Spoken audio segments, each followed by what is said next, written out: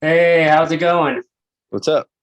Good. I hopefully I didn't wake you from a nap. Were you just chilling? No, I'm pumping my legs right now, but I didn't have Zoom downloaded, Oh, so I was waiting for it to download slowly with the hotel Wi-Fi.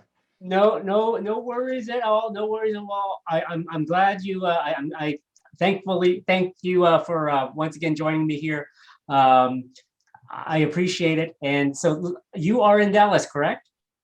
Yeah, I mean, in Arlington, which is like right next to Dallas. Yeah, Right. Now, do you get to will you with after this fight, will you be able to go check out the happenings in Arlington, like the Dallas Texas Stadium and all of that stuff? You guys are right next door, right? yeah. We would love to. My girlfriend's down here with me, and we wanted to, but I have my daughter's making her communion actually the weekend of like Oh, right after the fight, so I have to immediately fly back so that I could be home for it. oh, First Communion, huh?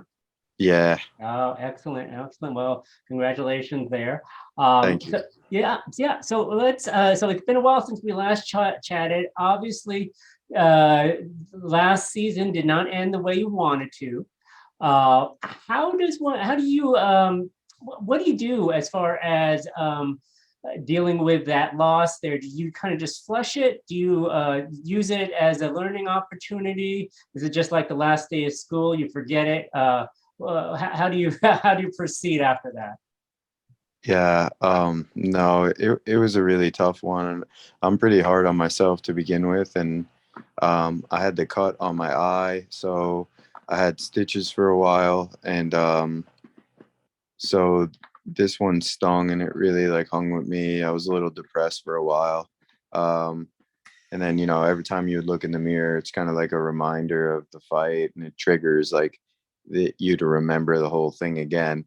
So I spent a while up until the holidays just trying to like recover, and then also like just mentally get back into a better spot and better place. And once we were healthy and ready to rock, then I turned it into a learning experience where I tried to really break down like some of the things that went wrong for me, and how could I become a better version of Chris Wade. And that's where we've been focused since the new year.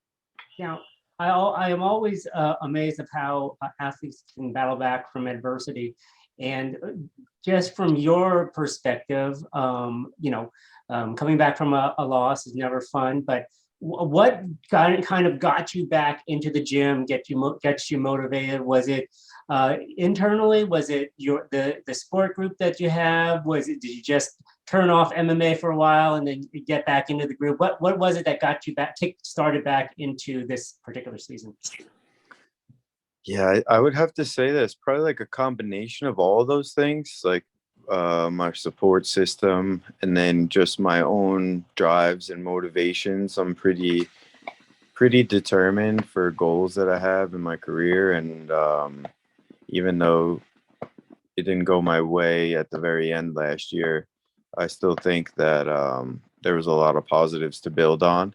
So I wanted to really get back in there to right some wrongs. My motivation was that to never feel that way again. I don't ever want to let someone make me feel that frustrated again. So it's just like becoming an obsession about being a better fighter to avoid that. Now, there's a little bit of coming into this new season. Do you is it a little disappointing that he's not back? We heard that Movlid was injured before the season started. Were you a little disappointed that you won't be able to get back that loss? Um, I'm not gonna dwell on that and like get all get my emotions up that I don't get to like right or wrong. I think that if it's meant to be, then maybe next season, if he's back, then we can have another run at that. And then hopefully by then I'm the champ and we both have a belt, and then it's time to see like who's the best man that year.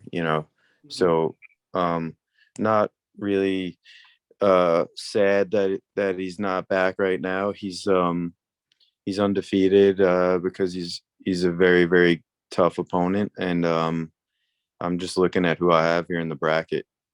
Okay, now let's talk about that guy, Lance Palmer. We all know Lance Palmer.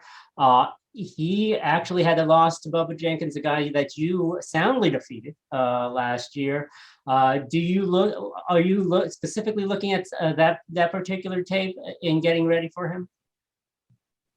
Yeah, we watched that fight. But we watch all of his recent fights. I don't just like try to specifically hone in on that particular fight because I fought both of them, but that was definitely one that we paid some attention to because they grappled a good amount, and then Bubba and I grappled a good amount, and I would expect that there's going to be some scenarios where Lance and I are in grappling exchanges.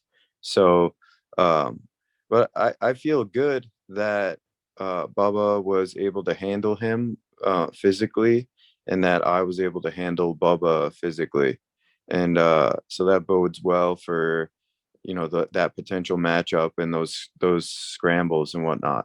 Yeah, so I actually my next question actually jokingly was going to ask, since Lance Palmer is a grappler and you're a grappler, this will probably be turned into a fist fight, right? Yeah, this will be a kickboxing fight probably, or yeah, that's just the way it works sometimes. But it's what I expect, that there'll be a healthy amount of a little bit of everything. I think that there'll be a lot of kickboxing, but I also think that there'll be grappling exchanges. When you have two high level wrestlers, if there's an opportunity, they're going to take it. So um, I wouldn't say it's just going to be cut and dry stand up. I got you. And so let me ask you a quick business type question here. Had you already signed up for this upcoming season prior to the final, or was that something that happened post the final with Mobley?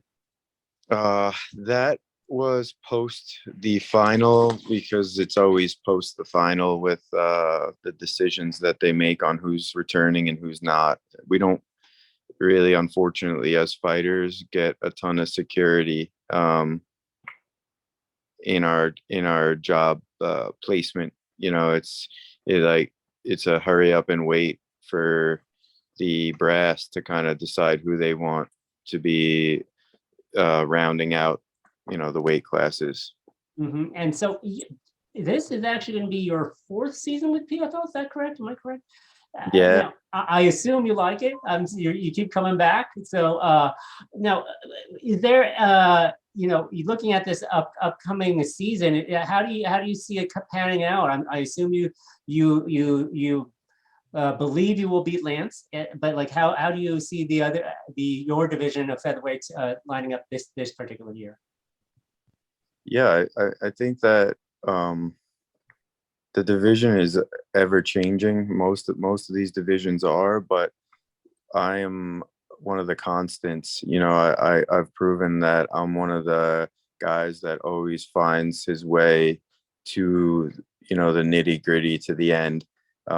Two semifinals and a final, and a split decision in that first semifinal that I thought was mine. So um, I have a level of consistency that I don't think any of the other guys in the weight class have been able to replicate. And I think that makes me unique. So I think it's my weight class. Mobley, it's not here, and there's some tough guys. Lance is obviously has won it before in the past, and um, some of the other guys here think it's that their time and their division, but at the end of the day, I'm the one who's always there um, toward the end when the chips are down. So whoever is left standing down at the end of the road, we'll see if that's Bubba, if that's Brandon.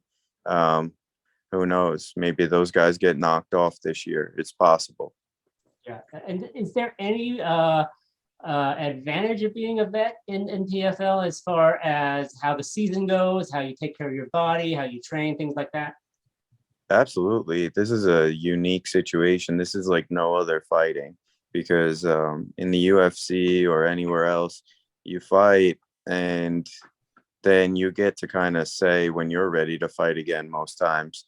If you've been successful, you know, you say like, oh, I'm healthy and I'm ready to go again. And you kind of let them know that you're ready to rock. With the PFL here, it's like, no, this is when it starts and you better be ready and stay ready. So my durability and my ability to keep rolling out there successfully, like with just little breaks, like 6 weeks in between each bout, I think is what makes me so successful in the PFL. You know, when I asked for this interview, I was not sure if you were going to be able to take it just because it's during a fight week. But now here we are, 2 days away from your big fight. I assume that you may be cutting weight still. What do you like to do during fight week? I mean, I don't know. I ask a lot of fighters about that, and there's various questions from, you know, sleeping to watching TV to reading to going out and visiting places. What do you like to do? Yeah, so with dropping down the extra weight class, unfortunately, um, I lost some of the ability to do like leisurely things fight week because a lot of what I do centers around getting down to weight. So really my regimen is like a morning hard cardio workout for maybe like an hour and 20 minutes to get some weight off. And then if the weather permits and it's like nice out, I'll try to get out and around the pools that are at the hotel to get some sun and to recover with my body. And then it's always about recovery. And then in the evening, it's another workout. And then after the workout, again, back to recovery. So it's like very, very camp like. It's really not its own unique experience. It's like a lot of working out, a lot of training just to get to the weight because I'm one of the bigger 45ers. I walk around at like 80. So Wow. it's a commitment for me to get down to the weight. Yeah, well, Chris, I greatly appreciate your time, and especially during the time that you're probably cutting some weight. And you got some note? Are you using Normatex or Hyperice? Yeah, Which ones yeah, are you doing? I got Norman Tex on right now, pumping the legs. We did cardio this morning, just trying to get them feeling as good as possible for like this big push, you know, tonight and into the morning to make weight. Awesome. Those are, by the way, I use those myself. Those are great, especially if when you feel like a leg cramp or something coming on, and that thing still works right out. So definitely awesome. Great health to you the rest of the way. Good Thank luck in you. the fight against Lance Palmer this Thursday, and Thank you. safe travels back home for your daughter's first communion. Absolutely. Thank you so much for having me on. Yeah, I and appreciate it. we'll talk to you later this season. Yeah, absolutely. Okay, see you later, Chris. Bye bye.